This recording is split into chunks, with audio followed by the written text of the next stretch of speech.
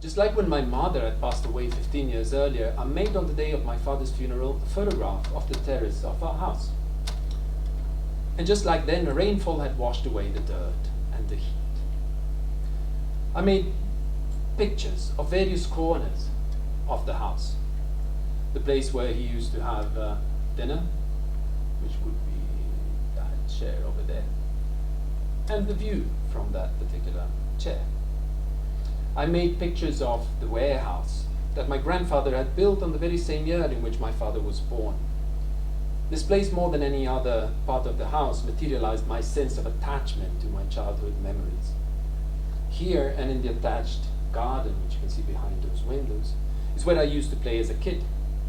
And here is where I nourished my romantic dreams of a future of travel and discovery. I don't know whether I discovered much, but travel I surely do. So be careful in what you wish for. So despite being filled with emptiness, these photos are particularly loud to me, speaking of all that is gone and washed away. As Bernadette Bücher said, photographs, differently from painting, cannot negate, they can only affirm. Yet they can offer us a feeling, to use a term belonging to film theory, of open screen, making us perceive the absence of something which should not have been there, but that is like in a horror movie, making us kind of perceive voices that are beyond the frame. Christopher Penny again suggests that such kind of images have their strength in their capacity to make the viewer imagine rather than see the event. They seem to point outwards, away from the image and the frame, putting the photograph in the position of a conveyor, a link between a past event and the present of the viewer, and where both indexicality and representation become of second-order importance. What these images portray is, in other words, of less relevance than what they stimulate us to imagine. And in this sense, they are really true to the moment.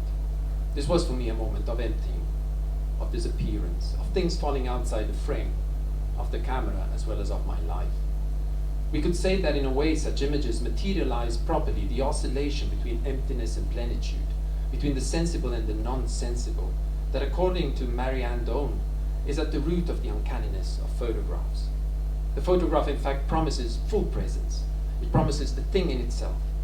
Unable to deliver it, it must however shift to the terrain of faith, offering us a mere pointer, a shifter towards the object it portrayed.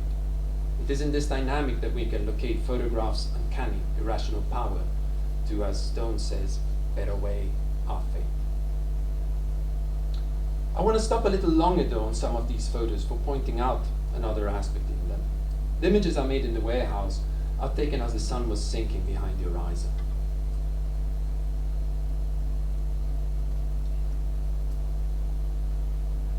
So they all share the characteristic of being realized with a long time of exposure.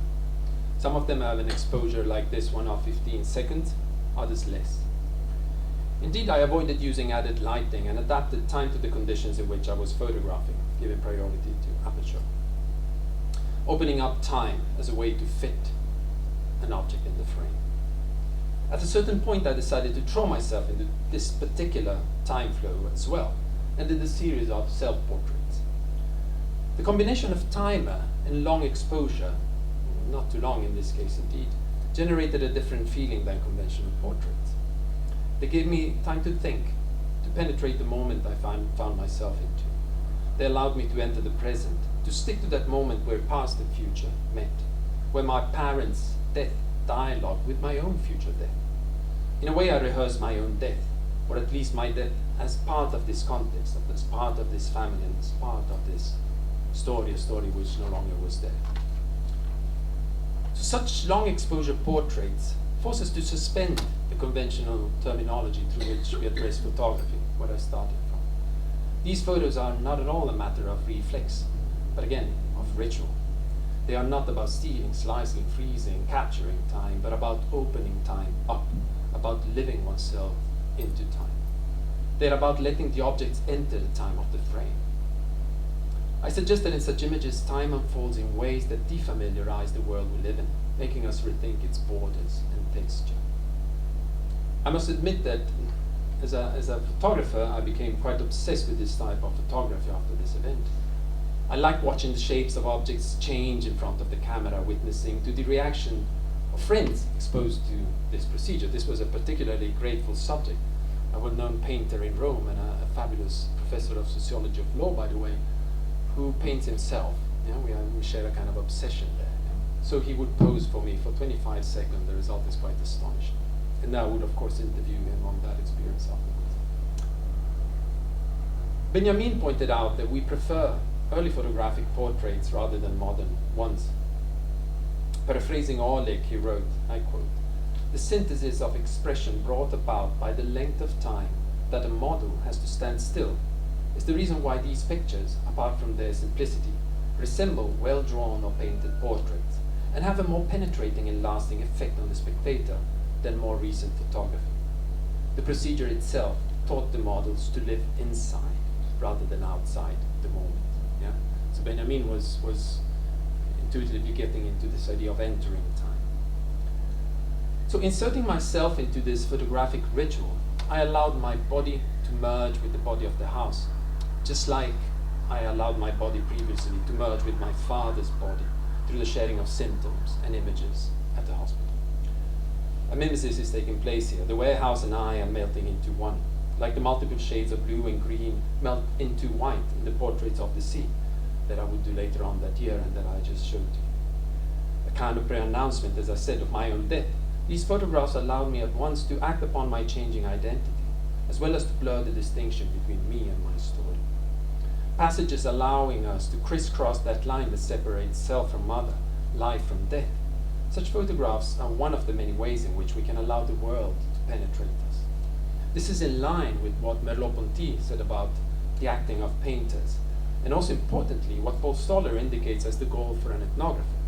Paul Stoller writes that, and I quote, "Although anthropologists, like painters, lend their bodies to the world, we tend to allow our sense to penetrate the other's world, rather than letting our sense be penetrated by the world of the others." So this process of interpenetration can perhaps be made more explicit with the help of an event that took place several months later, in June this year in Hiroshima, and I will conclude with this example. I was visiting Japan for a round of lectures and conferences, and on a free day, me and my colleague Luc Powers, who I think some of you know, Melinda for sure, a visual sociologist and fellow photographer, so we decided to pay a visit to this city. Once there, we both engaged with photography, and I pursued the attempt of finding traces of death, 71 years after the nuclear explosion had taken place. This is nothing else but a methodological drill like the one I put my students through to detect visual signs out there in the space. So there I started my tour on a grey and rainy day, supposedly very much in tune with what I was looking for. I took pictures at the area surrounding the dome, the atomic dome so-called, where the bomb was dropped, at the river, in the buses and trams of the city, in the shopping alleys, etc. Now, when I looked at the images the day after this trip, I was struck by the sheer presence of life in my images. Far from portraying death, these photographs, the photographs I had taken, seemed to portray and celebrate life. A bird flies straight into this photograph as I'm kind of portraying a boat crossing the river in front of the atomic dome. The atomic dome, if you've seen it before, is that thing over there. Fungus, another kind of seaweed, isn't this fantastic? Decorated brought a kind of a new life and color to the buildings and trees surrounding the area. A young woman lovingly holding the umbrella for her man as he photographed the dome. Or, as the picture I chose for this lecture, a hand and a bit of a face, eyes stick out of a cupola of umbrellas that were standing in front of the dome. I love this picture of this cupola of umbrellas being shaped. There was nothingness, and then suddenly something comes out. So far from having found death, my photographs were celebrations of life. Quoting William Blake, we could say that during that photo session, this is the quote, "My senses had discovered the infinite in everything." My images generated life in response to my search for death, bringing to the fore what Benjamin called the optical unconscious. That is, image's capacity to bring to our attention aspects of ourselves, of our perception, that we may not be so aware of.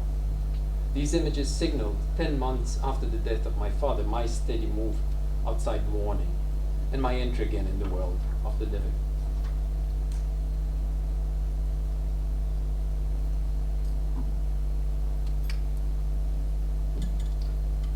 And begin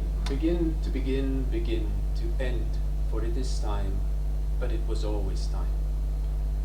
With these words, poet Kartika Nair describes the endless struggle for narrating life, the struggle between the point of view of the hunter and that of the lion, the hunted, of man and woman, of the living and the dead.